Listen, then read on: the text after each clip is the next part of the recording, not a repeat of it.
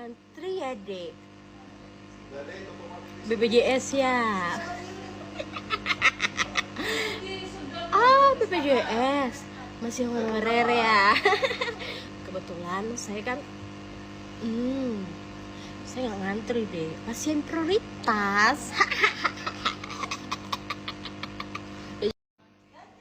Ngantri ya dek. BPJS ya. BPJS masih honorer ya. Kebetulan saya kan saya nggak ngantri deh, pasien prioritas. Ngantri ya dek. BPJS ya. BPJS masih honorer ya. Kebetulan saya kan saya nggak ngantri deh, pasien prioritas. Sekarang banyak enggak orang yang sudah kaya sebelum Pak Jokowi jadi presiden, sebelum Pak SBY jadi presiden, sebelum Pak Karno jadi presiden? Banyak enggak yang sudah kaya sebelum? Banyak kan? Artinya yang mengkayakan itu presiden Pak Allah. Allah. Sekarang kamu miskin, kamu nggak bisa nyalahkan Pak Jokowi. Sebelum Pak Jokowi presiden kamu sudah miskin. Ya, artinya yang memiskinkan itu presiden apa takdir? Takdir. Makanya wa anna ila rabbikal muntaha wa annahu adhaka wa abka wa annahu amata wa ahya wa annahu khalaqaz zawjaini dzakara wal unsa. Jadi kita miskin ya karena kehendak Allah, kita kaya kan semua itu karena Allah. Tapi kita terjebak hukum modern. Nak presiden iki sejahtera, nak iki ora. Ya mungkin secara bahasa syariat mungkin ada benarnya, tapi kita ini kan dilatih ilmu hakikat. Tak ulang malam 13 Dzulhijjah masuk ilmune cek syariat tok. Oh gak pinter-pinter banget cek gobloke kan gitu. Daftar wali kok ilmune ngono iku ora iso. Ini penting saya utarakan. Jadi saya ulang lagi. Makanya di Quran itu ilmu tertinggi diantaranya menurut orang tasawuf qulillah tsumma dzarhum fi khaudihim yalabun. Saya itu gak pernah takut mati meskipun saya masih muda. Karena saya bayangkan mati itu ya baik-baik saja. Ketika saya hidup ya gak tahu cara ngelola nyawa saya, kenapa kok gak pergi. Kamu tahu caranya ngelola nyawa kamu, kok gak mati sekarang? Gak tahu kan? Tahu-tahu masih hidup kan? Tahu-tahu diutang, semacam-macam lah. Sebenarnya kita zaman hidup pun gak tahu cara ngelola nyawa kita. Cara kerja jantung kita, cara kerja paru-paru kita. Nanti setelah kita mati pun gak tahu caranya hidup ketika dia. Tapi anehnya kita, mosok manusia sudah dilemah iso hidup lagi. Memangnya kita sekarang bisa hidup karena kita tahu-tahu ya hidup. Ditakdir anak yang melarat, paese elek. Orang lain ditakdir anak kiai, Gus, mulyo. Kita kan tidak pernah bisa milih bapak itu ora iso. Ngerti-ngerti anak Karmen, anak Karlan itu sudah gak tahu. Artinya gini ya, sudah ya Allah, ketika saya hidup ya tidak tahu kenapa saya hidup, pasti Engkau yang menghidupkan. Ketika saya mati juga gak tahu kenapa saya mati, pasti Engkau yang menghidupkan dan mematikan. Maka saya akan baik-baik saja di akhirat, karena ketika di dunia Tuhannya yang Engkau, ketika di akhirat Tuhannya, dan sifat Engkau tidak akan rubah, tetap arhamur rahimin. Makanya dulu wali-wali itu kalau mau mati ya santai aja. Said Umar bin Abdul Aziz itu ulama-ulama dulu kalau mau meninggal itu kalau keluarganya nangis marah besar. Memangnya mau kemana kamu nangisin saya? Lah kamu kan mau mati. Memangnya mau kemana kalau mati? Ya kembali ke Allah. Susahnya apa? Di dunia ya milik Allah, di akhirat milik Allah. Inna sholati wa nusuki wa mahyaya wa mamati lillahi rabbil. Yang aneh sampai harus melarat orang wani mati. Wah, aneh tenan. Ya karena sampean tahu mungkin di akhirat lebih miskin lagi kan. Itu repot terus. Coba kalau dari awal kita menstatuskan diri kita biadillah. Inna sholati wa nusuki wa mahyaya wa mamati. Tapi kamu salah status. Mengatakan kehidupan adalah momen untuk mencari kesejahteraan. Kehidupan adalah momen untuk cari karir. Kamu mensifati kehidupan secara salah. Jika kamu terjebak nyari karir, nyari kaya. Coba kalau kamu pakai mazhabnya Sufi, kehidupan adalah pemberian dari Allah untuk kembali kepada Allah. Kematian ya seperti itu. Akhirnya ya santai saja. Inna sholati wa nusuki wa mahyaya wa mamati lillahi rabbil alamin. Istri juga gitu. Saya itu tidak sombong. Saya itu mulai nikah sampai sekarang itu hampir gak pernah tukaran sama istri.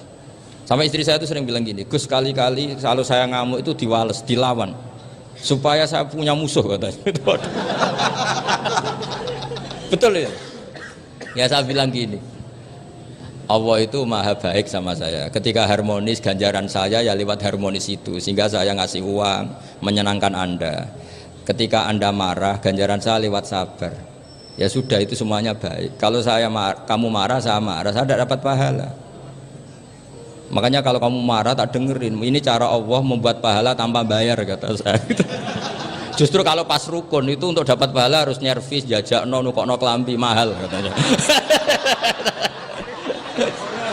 Boros itu pahala yang boros, katanya.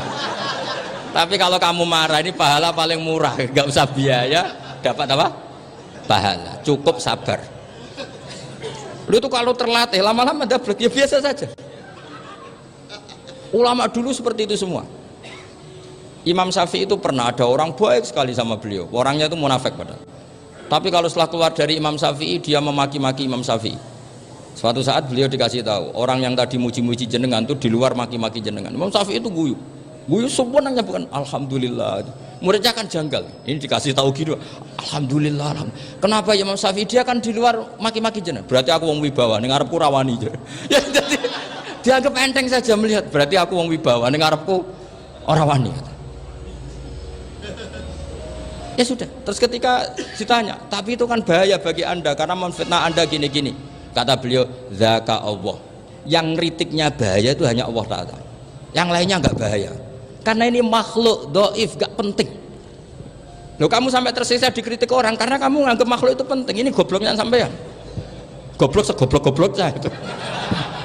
Coba kalau kamu mensatukan makhluk tetap makhluk, kritiknya tidak penting. Selesai kan? Selesai enggak? Ini problem Anda tidak wali itu, kalau dikritik ya susah. Makanya tidak wali itu problem menurut saya. Makanya saya nggak jadi wali itu kan, karena hanya wali yang hidupnya itu la khaufun alaihim walahum yahzanun. Orang dulu tuh semudah itu hidup, gampang sekali. Dulu ceritanya diantara ceritanya manakibnya Sayyid Ja'far Shadiq itu, kalau ada orang memaki-maki dia itu dikirimi hadiah. Kenapa ya? Karena kebaikan kamu telah kamu berikan kepada saya, ini hadiahnya. Sampai malu yang kritik itu. Kan kalau orang rasani itu kan kebaikannya dikasihkan sama yang dirasani. Lah kamu kan ngajinya seperti itu, tapi dirasani kok susah. Harusnya kan kasih aja, ditransferi saja. Alhamdulillah. Ya karena kita salah menamain tadi, sing rasani pembenci. Pembenci itu bahaya. Sehingga kamu mereaksi secara serius. Coba kalau kamu pakai hukumnya Allah dan Rasul, pembenci itu pemberi kebaikan. Istri marah adalah pemberi kebaikan. Ada yang berani mulai mempraktekkan?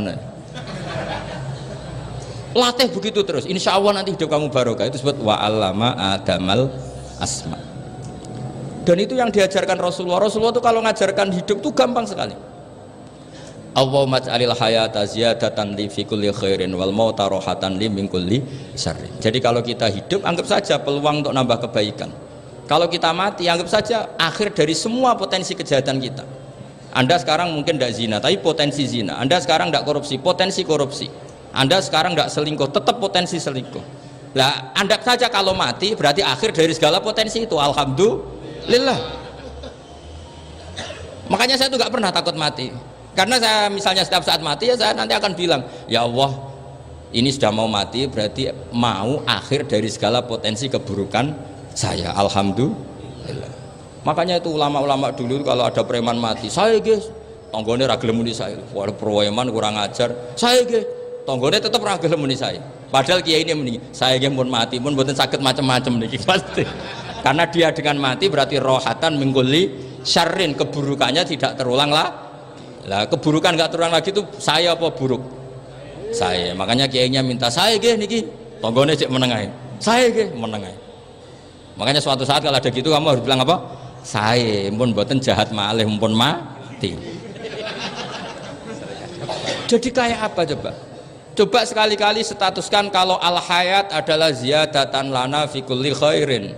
Al maut adalah rohatan lana min kulli syarrin. Sehingga kita hidup ya happy, mati juga happy, gak masalah.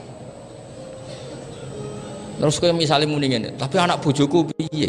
Memang selama hidup anak bojo bahagia. Ketoknya ya tambah musibah ya cok. Malah sombong lagi kamu, seakan-akan kamu Tuhan yang bisa mensejahterakan manusia. Wong isih urip bojomu wis donga muga-muga nang mati malah. Karena enggak jelas. Ya, ini penting, ini saya utarakan. Jadi ini saya cicil juz 1 wa 'allama adamal asma. Makanya kata Rasulullah, ala ta'jabuna kaifa yusrifu wa annisat ma quraisin wa dhamma. Ini penting, nama itu penting. Karena sekali nama ini salah, coba misalnya orang sepakat darani Fir'aun itu wujida ba'da alam yakun. Fir'aun itu ada yang dulu-dulunya tidak ada. Hal ata alal insani hinum minad dahri lam yakun syai'am madhkur. Coba kalau kamu melihat sekarang kamu hidup itu apa? Untuk sujud. Sujud itu murah, gampang. Untuk mengenal Allah. Allah itu gampang kita kenal karena Allah itu adzaru minadz dzahir. Adzaru dzahir itu Allah, zat yang begitu jelas. Lah mati itu mau apa? Ya menuju Allah. Hidup menyaksikan Allah, mati menyaksikan Allah, itu nyaman. Yang menjadi tidak nyaman karena kamu salah bikin status. Hidup untuk menggapai cita-cita, untuk sukses. Wong komo yo muni ngono, lonte yo muni ngono, copet yo muni ngono. Rumang samu sing men bahagia iku kuwi tok. Rumang samu sing men duwe akeh kuwi tok. Coba copet kamu tanya, kenapa kamu nyopet? Ingin punya uang banyak. Terus kiai tak kok sering dakwah kena opo? Repot to. Nak jawabe ngono maksudnya. Tapi nak jawabe dakwah nyebarno Islam, aku ora dibayar apa-apa. Waras berarti, napa? Ini penting saya utarakan, makanya saya itu mau ngajar itu diantaranya itu. Al ismu yadullu ala musamma. Maka itu hebatnya Quran. Quran itu ketika menjamakkan kata ilah itu diulang. Qul law kana ma'ahu alihatun kama yaqulun, kata Allah. Karena lafadz ilah itu nggak boleh dijamakkan. Itu jamak kriminal ya. Loh, kok tidak kriminal gimana coba? Kalau Zaidun itu satu, boleh nggak kamu mengatakan ja'a Zaidani? Nggak boleh kan? Kalau Zaidun satu, boleh nggak kamu mengatakan ja'a Zaiduna? Nggak boleh kan? Sama ilah itu satu apa dua? Satu. Boleh nggak kamu katakan ilahani, dua Tuhan? Nggak boleh. Makanya Allah kalau mengatakan alihah itu qul law kana ma'ahu alihah, andekan. Lau itu andekan. Itu aja masih ditututi kama yakulun, sebagaimana mereka katakan. Karena lafadz ilah itu tidak pernah punya jama' alihah. Makanya Allah ngertikan qul law kana ma'ahu alihah, masih ditambahi kama yakulun, tapi itu kata mereka, kira-kira gitu. Maka kenangan saya sama Mbak Turehan, saya ini masih pernah cucu sama Mbak Turehan karena saya mbah saya kandung namanya Fatimah, itu abahnya itu orang sini, Fakhriyas itu. Ibunya itu orang Kudus, makanya saya ini ya turunan Kudus, turunan Nasr. Itu kalau Batu Rehan, kalau hari kematian Yesus itu kan ditulis hari wafatnya Yesus. Batu Rehan kan tentu meyakini Yesus itu Isa itu tidak mati tapi makanya di kalender Kudus sampai lihat itu kan matinya Sibah Isa, kan ada dalam kurung Sibah Isa, jadi yang mati itu Sibah Isa. Karena kalau yang mati Isa kan menyalahi Quran, wa ma qataluhu wa ma sholabuhu walakin subyalah, maka ditulis kematian Sibah Isa. Hanya Almanak Kudus, yang lainnya enggak karena sudah ikut bahasa nasional. Saya pernah agak bantah dulu, saya masih muda. Mbok ditulis gini saja, kematian Yesus dalam kurung katanya. Jadi ono karena saya ini teori Quran. Quran itu kalau ada bahasa salah itu diulang. Qul law kana ma'ahu alihatun kama yaqulun. Karena nggak benar, jamak alihah itu tidak benar. Bagaimana mungkin sesuatu yang satu dijamakkan? Coba kamu bisa mengatakan Zaiduna karena Zaidnya banyak. Kamu punya tamu rojulun, kalau orang banyak rijalun. Kamu melihat satu masjid, masjidun. Kalau masjid banyak, masajid. Masalahnya Tuhan itu tidak pernah banyak, mau satu. Makanya itu hebatnya kamus-kamus yang dikarang orang alim. Bahas tasniahnya ilahun itu lam yujad katanya. Tapi wajaduhu wasamauhu. Tasniah ini nggak ada secara hakikat, tapi mereka ada yang menjamakkan, yaitu mereka-mereka yang salah. Makanya tadi dalam ilmu mantek kesalahan itu tidak pernah ada, yang ada adalah orang yang salah. Paham? Jadi kesalahan itu tidak pernah ada, yang ada adalah orang yang satu tambah satu pasti dua, nggak mungkin empat nggak ada, lima nggak ada, tapi orang jawab salah banyak. Nah, itu namanya ilmu.